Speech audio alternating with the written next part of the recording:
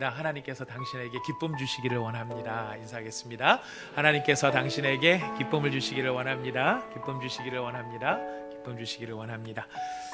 우리에게 기쁨 주시기 위하여 오늘 우리에게 주시는 생명의 말씀, 마태복음 21장 1절에서 11절까지의 말씀이 되겠습니다. 마태복음 21장 1절에서 11절까지의 말씀입니다. 마태복음 21장 1절에서 11절까지 다 찾으셨으면 저와 여러분이 한 절씩 교독하도록 하겠습니다. 우리가 함께 교독하는 이 말씀은 지금도 살아계신 하나님의 말씀입니다. 그들이 예루살렘에 가까이 가서 감람산 벳박에 이르렀을 때에 예수께서 두 제자를 보내시며 이르시되 너희는 맞은편 마을로 가라. 그리하면 곧 매인 나귀와 나귀 새끼가 함께 있는 것을 보리니 풀어 내게로 끌고 오라. 만일 누가 무슨 말을 하거든 주가 쓰시겠다 하라. 그리하면 즉시 보내리라 하시니 이는 선지자를 통하여 하신 말씀을 이루려 하심이라. 일러스되 시온 딸에게 이르기를 내 왕이 내게 임하나니 그는 겸손하여 나귀 곧 멍에 매는 짐승의 새끼를 탔도다 하라 하였느니라. 제자들이 가서 예수께서 명하신 대로 하여 나귀와 나귀 새끼를 끌고 와서 자기들의 겉옷을 그 위에 얹음에 예수께서 그 위에 타시니 무리의 대다수는 그들의 겉옷을 길에 펴고 다른 이들은 나뭇가지를 베어 길에 펴고 앞에서 가고 뒤에서 따르는 무리가 소리 높여 이르되 호산나 다윗의 자손이여 찬송하리로다. 주의 이름으로 오시는 이여 가장 높은 곳에서 호산나 하더라. 예수께서 이는 누구냐 하거늘 함께 읽겠습니다. 무리가 이르되 갈릴리 나사렛에서 나온 선지자 예수라 하니라. 아멘.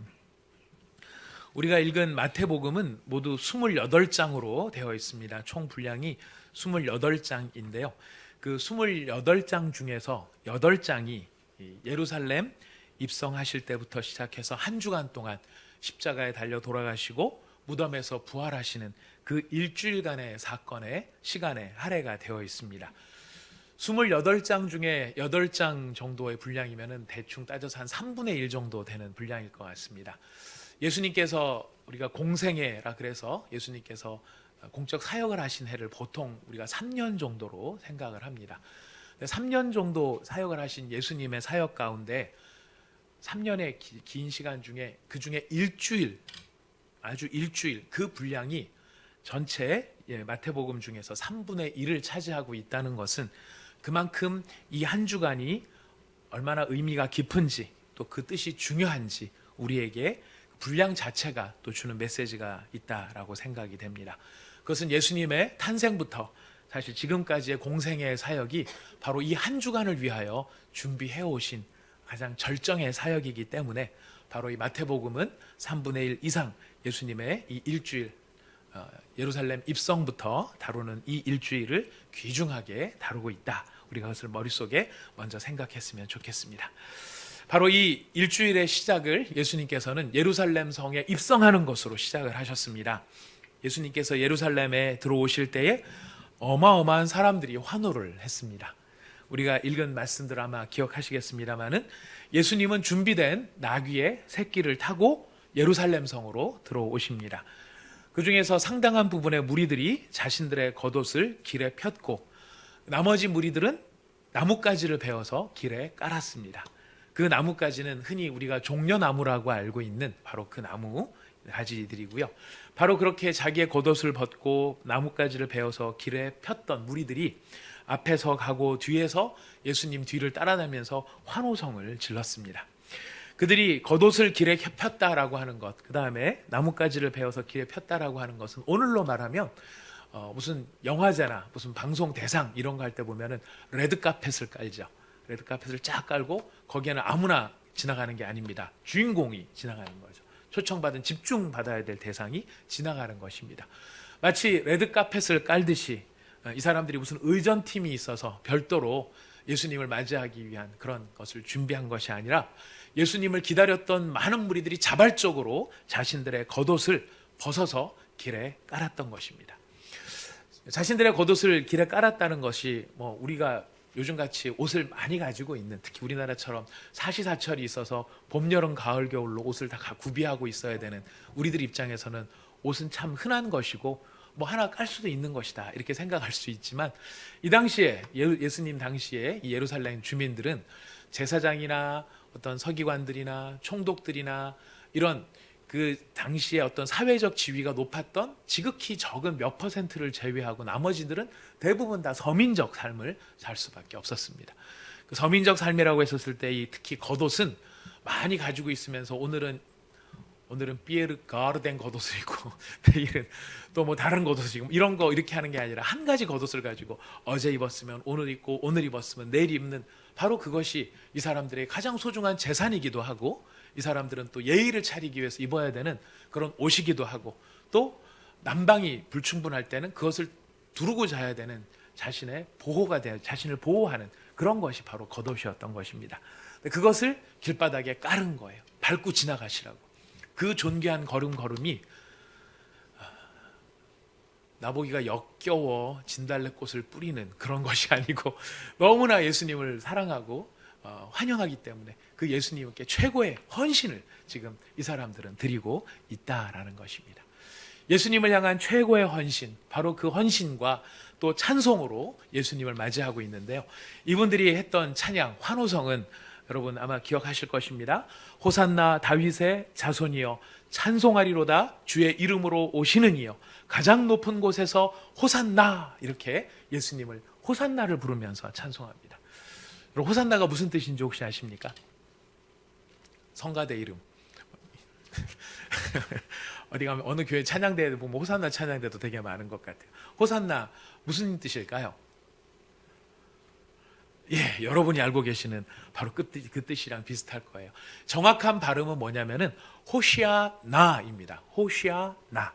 그래서 유튜브에 올라가 보면은 이스라엘 민속 찬양 이런 것들이 유튜브에 많이 올라와 있는데요. 거기에 보면은 이스라엘 사람들이 전통 음악을 가지고서 이제 주님을 높이는 시편 노래도 많고 되게 많아요. 그럴 때 보면은 호시아나 사바나 이렇게 해서 부르는 또 그 찬양들이 있어요. 근데 딱 들으면은 다른 거는 못 알아들어도 호시아나나, 와 이거 호산나를 부르는 거구나. 여러분 그렇게 알아들으시면 됩니다. 근데 바로 이 호산나라고 하는 말이 무슨 뜻이냐면 오 주님 구원하소서, 이런 의미예요. 구원하소서.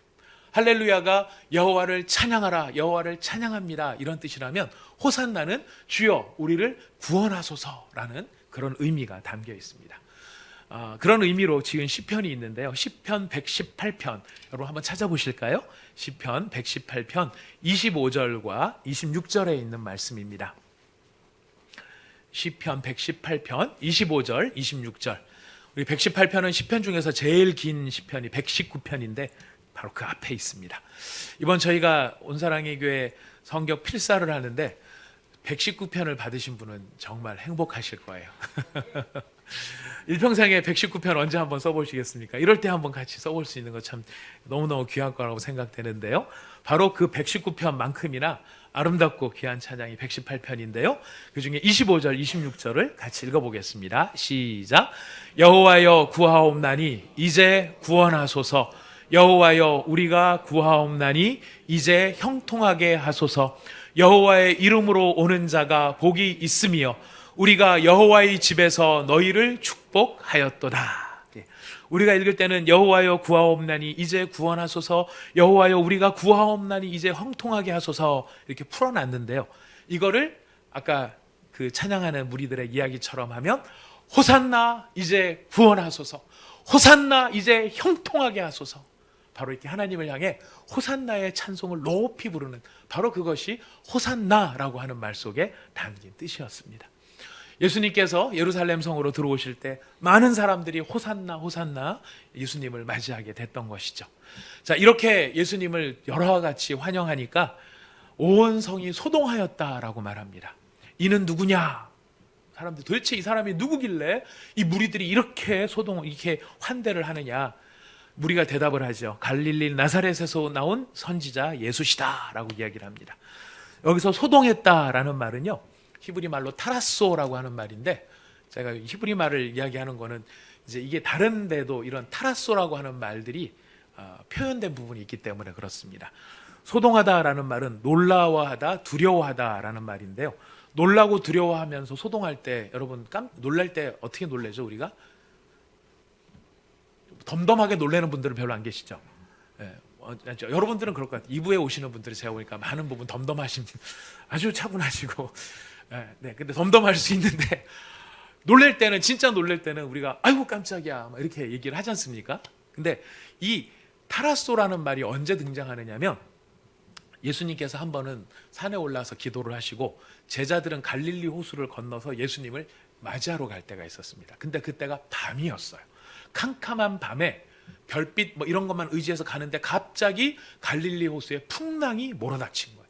그 풍랑 속에서 모든 제자들이 막 거의 생존의 위협을 경험합니다. 죽을 것 같은 막 그 뱃사람들이 어지간한 풍랑 갖고는 놀라지 않을 텐데 그 풍랑에는 이제 다 죽었구나라고 생각을 하는 그 상황에 예수님께서 그 제자들을 돕기 위해서 바다 위를 물 위를 걸어서 배로 가시는 장면이 나타납니다.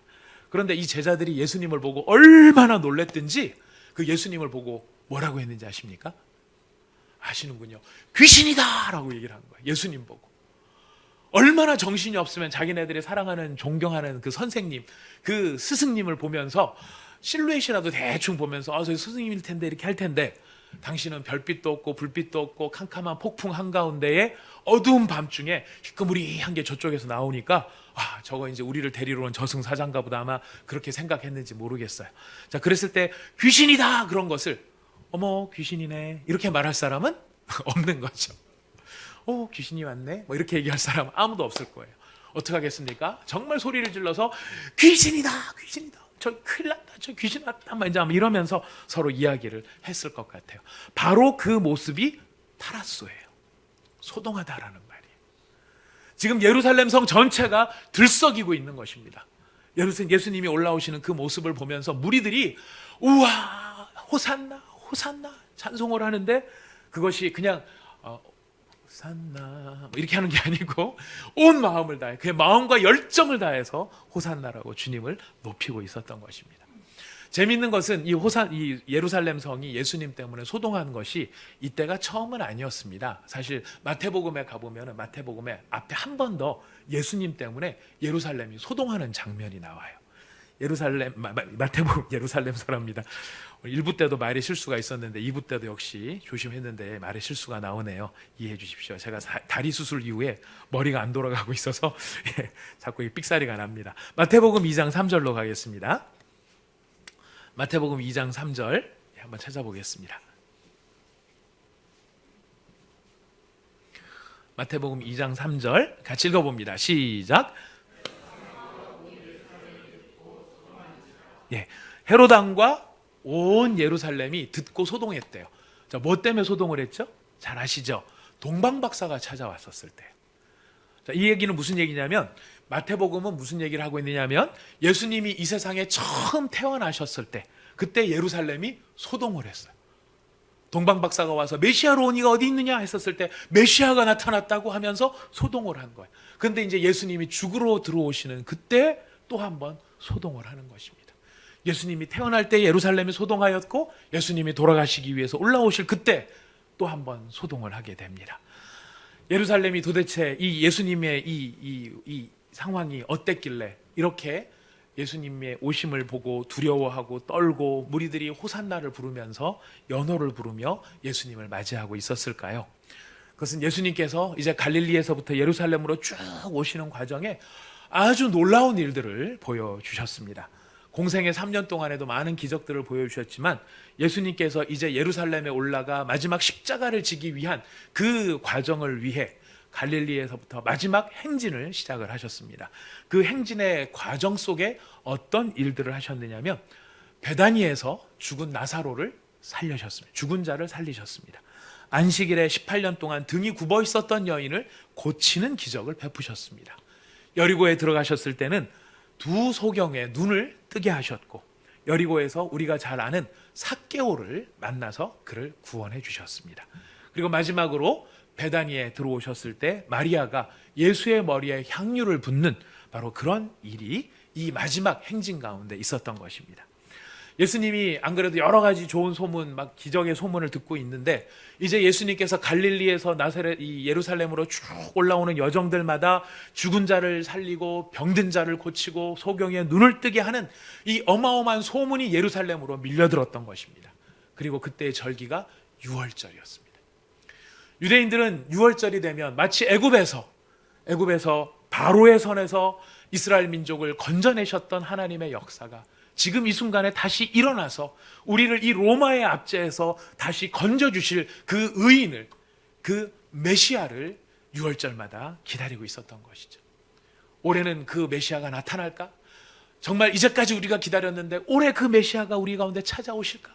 바로 그런 성도들이, 예루살렘 유대인들의 바람이 유월절마다 물결이듯이 일렁이고 있었는데 이제 저 갈릴리에서부터 올라오시는 예수님께서 이런 놀라운 기적으로 올라오신다는 소문을 들었을 때 그들은 진정으로 이 예수님이 자신들을 구원해 내실 모세와 같은 그런 역할을 하실 메시아로 그들은 생각하고 맞이했다는 것입니다.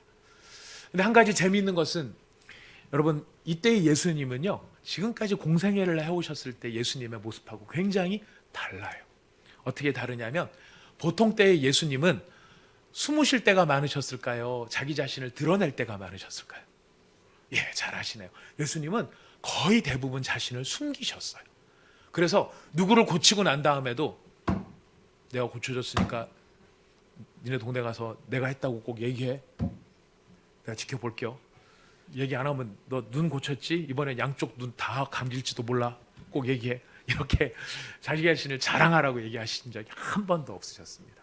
예수님께서는 오히려 고쳐주신 다음에 그 사람한테 신신당부를 했습니다. 절대로 어디 가가지고 내가 너 고쳐줬다는 얘기 하지 말아라. 그런데 사람들이 어땠어요? 그렇게 예수님 말씀하셨는데 다 불순종하는 종들이었나 봐요. 다 가서 이야기를 했어요. 그래서 그 이야기가 막 퍼졌어요. 심지어 오병이어의 기적을 일으키셨을 때는 무리들이 이 예수님을 붙잡아서 억지로 임금을 세우려고 했어요. 그걸 딱 보시고 예수님은 사람들이 자기를 왕으로 세워주려고 하니 얼마나 좋아요. 근데 그거를 다 뿌리치시고 아예 갈릴리 호수 건너편으로 싹 건너가 버리셨어요. 못 쫓아오도록. 예수님은 그만큼 숨기기를 원하셨고 자기 자신을 감추기를 원하셨고 자기가 드러나기를 원치 않으셨던 것입니다. 자, 그런데 이때만큼은요, 예수님께서 예루살렘 성에 입성을 하실 때는 오히려 예수님께서 자기 자신을 드러내시기 위해서 모든 것을 기획하고 연출을 하십니다. 예루살렘 벳바게에서 두 제자를 보내셨다고 돼 있죠. 나귀를 갖고 오라고 한 게 누구셨습니까? 제자들이 그냥 예수님 들어가실 때 그냥 힘드시니까 뭐라도 좀 타고 가시죠 해서 제자들이 알아서 준비해 온 것이 나귀가 아니었습니다. 누가 시키셨을까요? 예수님이 시키셨던 거예요. 여러분 읽으신 성경에 다 나옵니다. 예수님께서 이렇게 6가지 동사로 말씀하십니다. 맞은편 마을로 가라. 그러면 메인 나귀와 그 나귀 새끼가 함께 있는 것을 너희가 볼 것이다. 그러면 그걸 풀어라. 풀어서 나에게로 끌고 와라. 만일 누가 무슨 말을 하면 주가 쓰시겠다라고 대답해라. 그러면 즉시 보낼 것이다. 예수님께서 이 모든 상황에 대해서 제자들한테 다 얘기해서 제자들은 가서 예수님 시킨 대로 나귀를 데리고 온 거예요. 저는 중학교 때부터 신앙생활을 했는데 이 대목을 처음 설교를 듣고 처음에는 몰랐는데 2번, 3번 들으니까 의구심이 생기더라고요. 무슨 의구심이냐면 아니 말이면 어떻고 당나귀면 어떻고 코끼리면 어떻고 낙타면 뭐는 타고만 들어가면 되지 왜 굳이 하필 나귀와 나귀 새끼일까? 여러분도 이런 고민을 해보시는 은혜가 있으시기를 바라겠습니다. 자, 왜 하필 그런 나귀였을까요? 왜 나귀였을까요? 그것은 비교가 되는 대상이 있습니다. 다윗이 가장 사랑하는 아들이 누구였죠?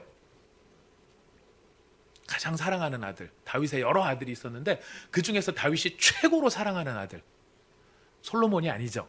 압살롬이었어요. 근데 그 압살롬이 아버지를 향해서 반역을 준비를 했어요. 그래서 4년 동안 반역을 준비하는데 시작을 어떻게 했는지 아십니까?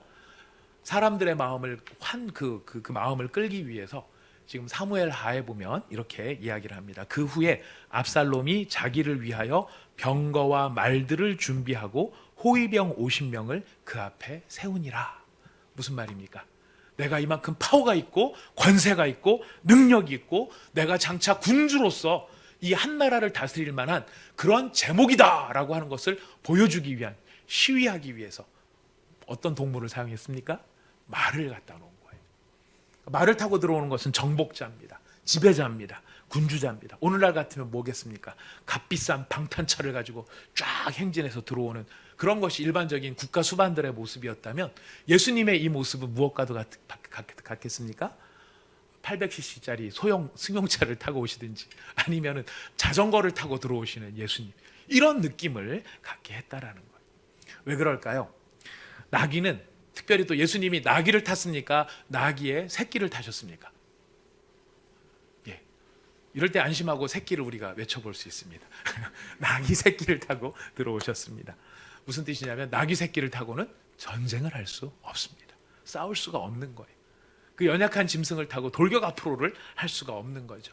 평화의 왕이라는 상징, 바로 그것이 나귀 새끼에 담긴 의미였습니다.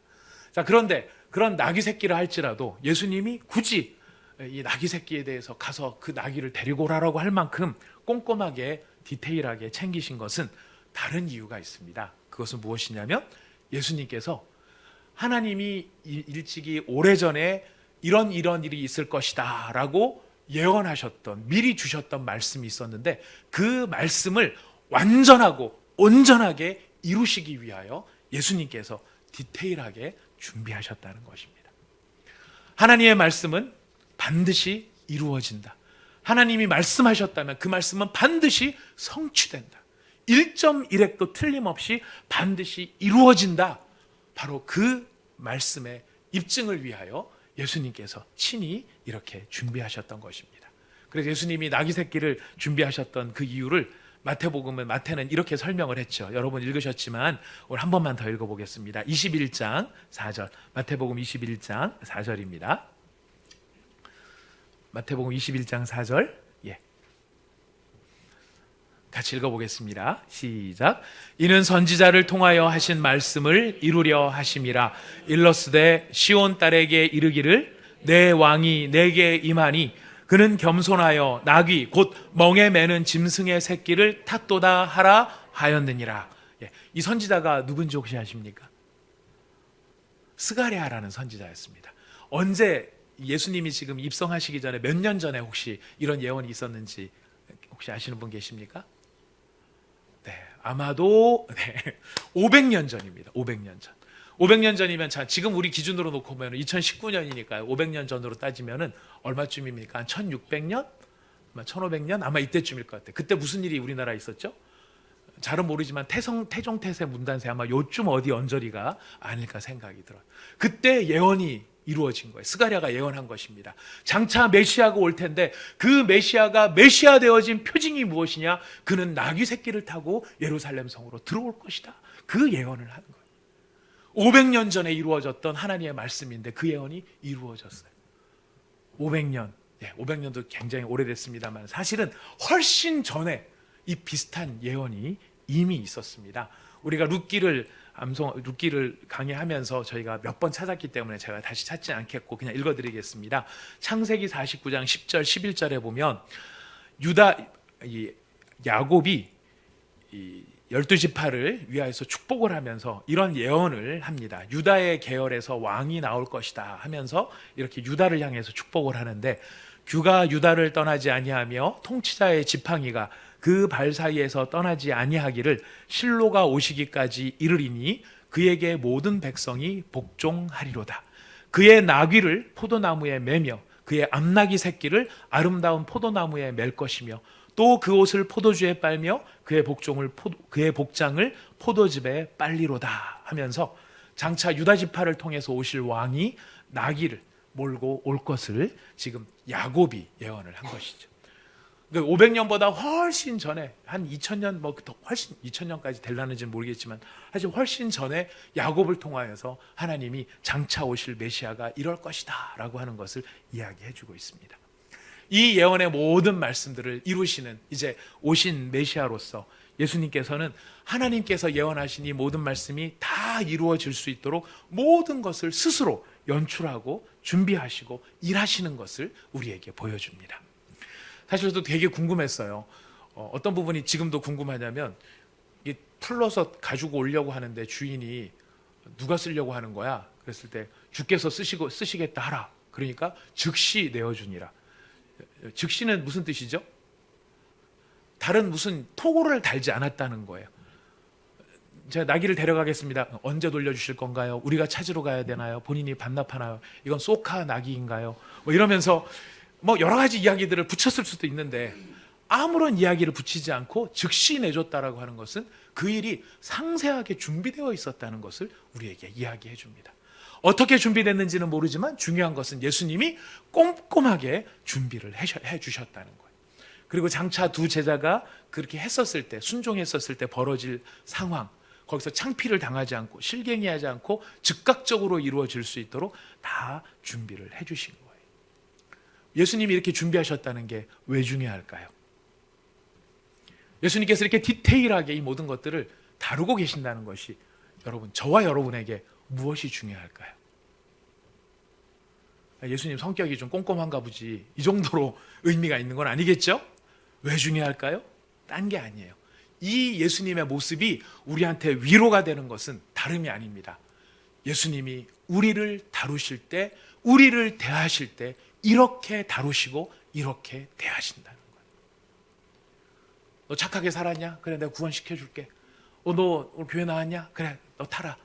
이렇게 하시는 것이 아니라 우리가 태어나면서 성장하면서 우리의 삶을 살아오면서 우리가 장차 주님의 부르심을 받을 그날까지 예수님께서는 우리 한 사람 한 사람을 어떤 마음으로 어떤 태도로 다루시냐면 바로 이 구원의 말씀을 하나하나 빠짐없이 이룰 수 있도록 섬세하게 다루시는 것처럼 지금 이 순간도 저와 여러분을 섬세하게 다루고 계신다는 거예요. 그 모습을 우리는 이 장면을 통해 확인하게 된다는 것입니다. 사실 이 예언의 말씀은요, 이 야곱의 때 그때 처음 이루어진 게 아니고 사실은 그 전부터 아주 전부터 지금 이 일은 사실은 예정이 되어 있었던 일이었습니다. 우리 창세기 3장 15절을 한번 찾아가 볼까요? 창세기 3장 15절.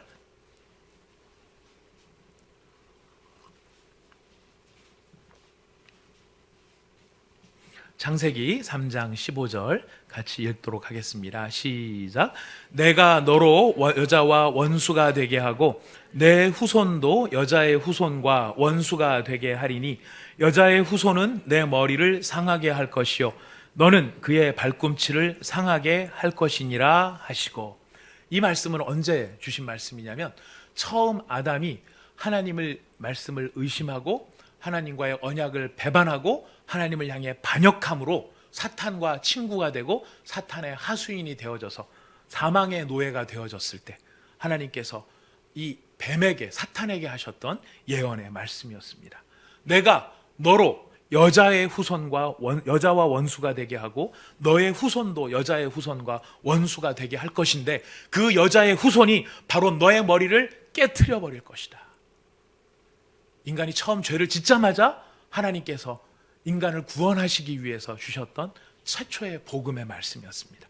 그렇게 복음의 말씀을 주신 다음에 예수님은 그래, 여자의 후손이 올 거야, 이제 기다려봐, 이렇게 하신 것으로 끝난 게 아니라 하나님께서 여자의 그 후손이 와서 인류를 구원할 수 있도록 한순간도 쉬지 않으시고 계속해서 그 일을 준비하시고 이루시고 하나님께서 완성해 나가고 계셨다. 하나님이 일하고 계셨다. 이것을 우리에게 보여주시는 것이. 여러분 어떻게 생각하십니까? 여러분을 사랑하시는 하나님께서 지금 이 순간 여러분을 위해서 하나님이 일하고 계신다고 생각이 되십니까? 아니면 그냥 방치하고 계신다고 생각되십니까? 신경 쓸 사람이 많은데 나 같은 거는 거들떠보지도 않는다고 생각하십니까? 이 애매한 웃음 표정에는 여러 가지 뜻이 담겨 있는데요.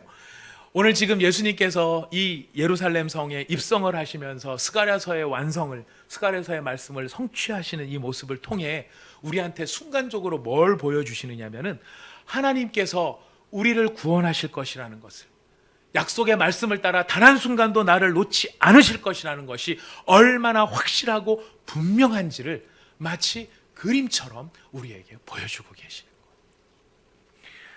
여러분 지난 한 주 동안에 참 많은 일들이 있었습니다.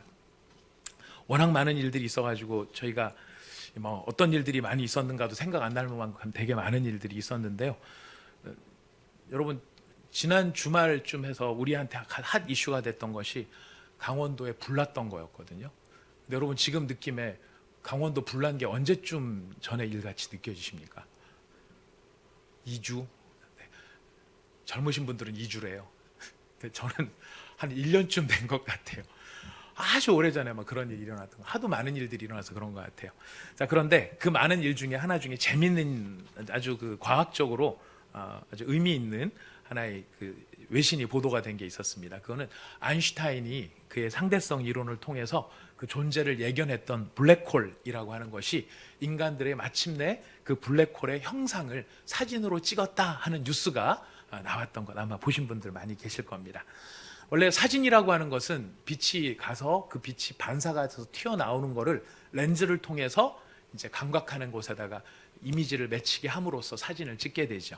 근데 블랙홀은 사진을 찍을 수가 없었던 것이 워낙 중력이 세니까 빛이 반사가 돼서 못 돌아 나오는 겁니다. 그래서 항상 그냥 있는지 없는지 꺼멓게 나오니까 존재를 인식할 수가 없었던 것입니다. 이론상으로는 존재하는데 실체를 볼 수가 있었던 것이 아니었는데, 이번에 그 전 세계에 있는 8대의 최고급 전파 망원경을 동시에 조작을 해가지고 지구 사이즈의 망원경을 만들어가지고 블랙홀 주변에 강력하게 돌고 있는 그 물질을 이용해서, 강력하게 돌다 보니까 가운데 뭔가 홀이 보이겠죠. 그래서 그걸 이용해서 블랙홀의 존재를 이게 사람들이 이미지를 찾아낸 거였어요. 제가 이것을 기사를 보면서 야, 참 정말 대단한 일을 했다. 블랙홀 정말 사진을 하나 찍기 위해서 이렇게 많은 애를 썼구나 하는 생각이 들었습니다만은 영적으로도 굉장히 중요한 교훈을 사실 저는 혼자 받아보았습니다. 여러분, 이렇게 사람들이 온갖 수고를 다 통해 가지고 전파망원경을 통해서 블랙홀을 찍기 전에도 블랙홀은 있었을까요? 없었을까요? 있었겠죠. 블랙홀이 블랙홀로서의 자신의 그 블랙홀로서의 역할을 하고 있었을까요? 아니면 놀고 있었을까요? 분명히 블랙홀답게 뭔가를 하고 있었어요. 열심히 빨아들이면서 뭔가를 하고 있었을 거예요. 그런데 인간들이 비로소 사진을 가지고 그걸 하나를 딱 찍어내고 뭐라고 얘기하냐면 이제 마침내 블랙홀의 존재를 느끼게 됐다라고 이야기를. 이게 저한테는 어떤 영적인 교훈이 되었느냐. 하나님 지금 살아 계실까요? 안 살아 계실까요? 살아 계세요. 우리가 그것을 느끼기 전에라도, 느끼지 못하는 순간에라도 하나님은 살아 계시고, 하나님은 지금 일하고 계실까요? 안 하고 계실까요? 여전히 일하고 계시는 거예요. 그런데도 불구하고 우리는 우리 자신이 그것을 뭔가를 캐치해내기 전까지는 하나님은 안 계신 것처럼, 하나님은 일하시지 않는 것처럼 그렇게 느낄 수 있구나. 그렇게 느끼면서 살겠구나. 근데 마치 블랙홀 사진을 하나 찍어서 그 블랙홀이 있는 것을 느꼈던 것처럼 오늘 이 예수님께서 예루살렘에 입성하는 이 장면은 우리에게 하나님이 말씀하신 그것을 몇백 년이 지나도 몇천 년이 지나도 하나님이 말씀하신 그 일을 하나님은 이루시는 분이시고 그 일을 이루시기 위해서 지금도 일하고 계신 분이시다 하는 것을 이미지처럼, 그림처럼 우리에게 보여준다는 것이. 여러분, 블랙홀 사진을 또 찍을 필요가 있을까요? 없을까요? 매번 블랙홀이 있는지 없는지 그놈 블랙홀 항상 사람들이 의심할 때마다 찍어서 보여줄 필요가 있을까요? 없을까요? 없어요. 한번 찍어서 존재를 보여줬으면 사람들이 인식을 한 거죠. 하나님께서 하나님의 기적의 일들을 이루셨다라는 사실을 우리는 그럼에도 매번 보여줘야 하나님 계신다는 것을 인정하려고 하는 그런 이상한 마음을 갖고 있는지 모르겠어요. 하지만 우리가 이런 사건들을 쭉 놓고 보면서 우리가 기억해야 될 것은 하나님께서 그렇게 우리가 보지 못하고 우리가 듣지 못하고 미련해서 알지 못하는, 그럼에도 불구하고 하나님은 그 일을 행하심으로 우리를 구원해 내시는데, 특별히 여러분을 구원해 내시는데, 특별히 나를 구원해 내시는데 변함없이 그 일을 하고 계신다는 것을 우리에게 알려주는 것입니다. 그 감격 속에 이스라엘 백성들이 뭐를 하고 있는 거예요? 환호를 하고 있는 거예요. 찬양을 하고 있는 거예요. 감격하고 있는 거예요. 하나님이 안에 계신 줄 알았는데 그 하나님이 지금도 일하고 계시고 그 예언의 말씀을 나를 위해서 성취하고 계시는 하나님이시다. 그것을 기뻐하고 그것을 붙잡고 그것을 즐거워했던 것이 예수님을 환영하는 예루살렘 성의 예수님을 환영했던 무리들의 모습이었다는 것입니다. 자, 그렇다면 예수님이 지금도 살아계시다라고 제가 물어보면 여러분 아멘으로 대답하실 여러분? 정말 우리가 그 사실을 인정한다면 우리가 그 예수님을 어떻게 해야 될까요? 맞이하고 환영하고 그에게 찬사를 보내고 그에게 감사와 기쁨의 영광을 올려드리는 것이 마땅할 것입니다. 엊그제 BTS가 컴백을 했습니다. BTS가 무엇이냐고 물어보신다면 방탄소년단이라고 말하겠어요. 자, 방탄소년단이 BTS가 엊그제 컴백을 했습니다. 어떤 일이 벌어졌는지 아십니까? 세계 아이튠즈 차트가 싹 바뀌어서 전 세계 86개 지역에서 방탄소년단 BTS 노래가 1위를 차지했다고 합니다. 음악 전문 사이트인 멜론이 트래픽 폭주를 감당하지 못해서 12일, 13일 양일간 마비가 되었다는 뉴스가 나왔습니다. 사람들이 얼마나 환호하고 열정적으로 그를 맞이하는지 몰라요.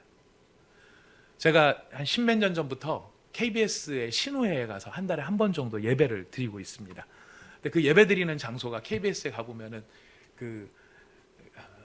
프로는 잘 모르겠는데 하여튼 음악 무슨 뮤직뱅크인가 뭔가 하는 그 프로그램을 녹화하는 그 홀 옆에 어린이 합창단이라는 곳에 그 예배 드리는 장소가 있어요. 그래서 거기 지나가려고 보면은 매주 금요일, 그러니까 한 달에 한 번씩 가면 금요일 날 녹화가 있는 모양인지 그 앞에 출연자 대기실에 보면 무슨 걸그룹, 무슨 보이그룹 밥 먹다가 식당에서 가끔 제가 걔구나 이렇게 볼 수 있는 그런 때가 몇 번 있었어요. 근데 한 번은 제가 예배를 드리고 이제 마치고 차를 타러 나오는데 그 이제 프로그램을 녹화하러 오는 어떤 연예인들을 그 청중들이 기다리고 있었어요. 그래서 가서 보면은요 수백 명의 사람이 이따만한 카메라를 들고 막 전부 사진 찍을 태세를 하고 막 기다리고 있거든요.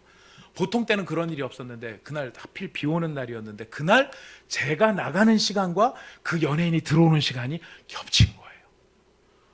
그 사진을 찍으려고 대기하고 있던 수백 명의 그 사람들이요 일제히 달려드는데요. 제가 우산을 쓰고 제가 가운데 서서 이렇게 지나가야 되는데 제가 지나가면 사람들이 피해갈 줄 알았거든요. 저 그날 우산 박살났습니다.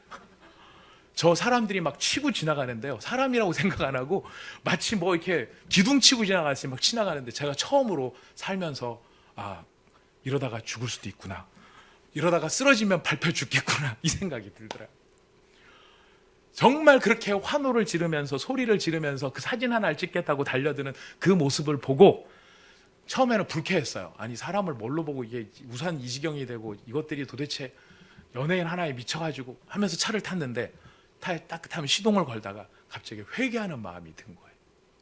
야, 저 사람들은 자기가 좋아하는 저 연예인 사진 한 장 찍어보겠다고 저 비 오는 날 몇 시간씩 우산 들고 저기 새벽부터 나와가지고 줄을 서서 기다리고 그 연예인이 나오니까 그걸 좋아하는 마음을 어떻게 하지를 못해갖고 막 괴성을 지르고 사진 찍겠다고 사람이 앞에 서 있든 말든 달려들어서 저렇게 쫓아가는데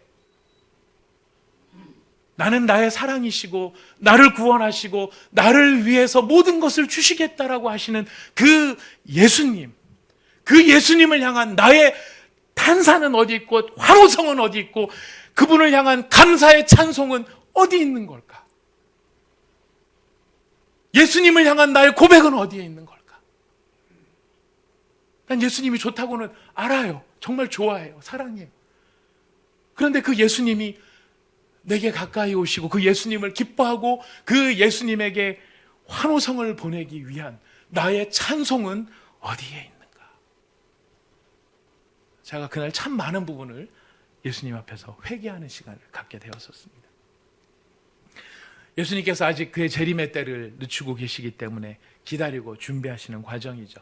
그래서 그 본연의 영광이 나타나지 않았습니다. 그러니까 당연히 그를 구원자로 믿지 않는 사람들은 예수님을 찬송할 일도 없고 예수님을 높일 일도 없죠. 그러나 그것뿐입니까? 그를 믿는다고 하면서도 그를 창조주요 나의 구원자요 나를 지금 통치하시는 나의 왕이라고 고백하면서 살아가는 수많은 성도들도 또한 세상 사람들과 다를 바 없이 우리의 입술을 닫고 지내는 것은 아니냐 하는 것입니다. 내가 영광을 받기를 좋아하고 내가 높아지기를 원하고 내가 성공하기를 원하며 남들이 나에게 찬사를 보내는 것은 우리가 기다리면서도 우리의 왕이 되신 우리의 예수 그리스도께 합당한 그 영광을 우리는 돌리면서 살고 있느냐라고 하는 것입니다. 여러분, 우리 이 자리를 회복해야 되지 않을까요?